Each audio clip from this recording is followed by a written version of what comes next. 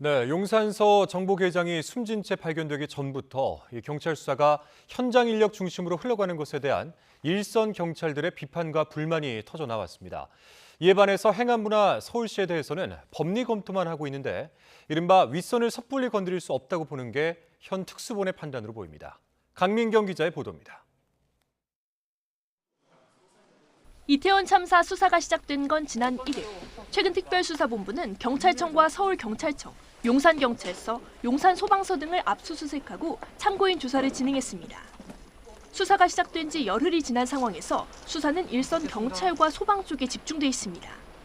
반면 재난안전주무부처인 행정안전부와 서울시에 대해서는 여전히 법리 검토 단계에 머물러 있습니다.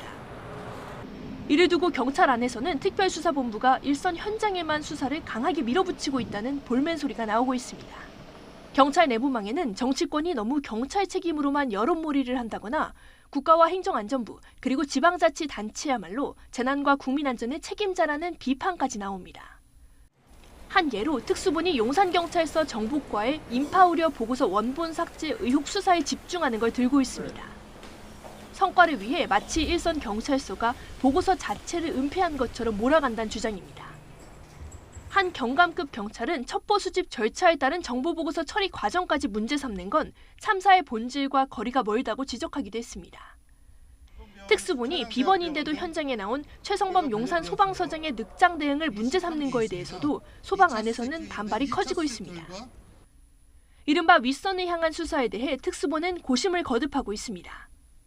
주체가 없는 행사이기 때문에 관리 책임이 없다는 정부와 지자체의 초기 논리는 윤 대통령 발언에서 어느 정도 정리가 됐습니다. 6시 34분에 첫 112 신고가 들어올 정도 되면은 그게 아마 거의 아비규환의 상황이 아니었겠나 싶은데 그 상황에서 경찰이 권한이 없다는 말이 나올 수 있습니까? 다만 대통령의 비판이 주로 경찰에 집중된 건 윗선 수사를 검토하는 특수본 입장에서는 부담일 수밖에 없습니다. 경찰이 설사 윗선을 수사한다고 해도 검찰 수사 단계에서 받아들여지지 않을 가능성도 적지 않습니다. 안전을 보호할 의무, 이것은 국가의 존재이고 목적임에도 비겁한 변명, 3, 4 수준의 사고라는 말장난, 책임회피, 꼬리 자르기로 무마하고 있습니다. 이태원 참사는 행안부와 서울시, 용산구, 그리고 경찰과 소방 등 어느 단계에서도 기본적인 위기관리 시스템이 작동되지 않으면서 발생한 측면이 있습니다. 결과에 따른 법적 책임 유무를 나중에 따지더라도 정부와 지자체 전반에 대한 수사 자체는 필요하다는 지적이 나오는 이유입니다. YTN 강민경입니다.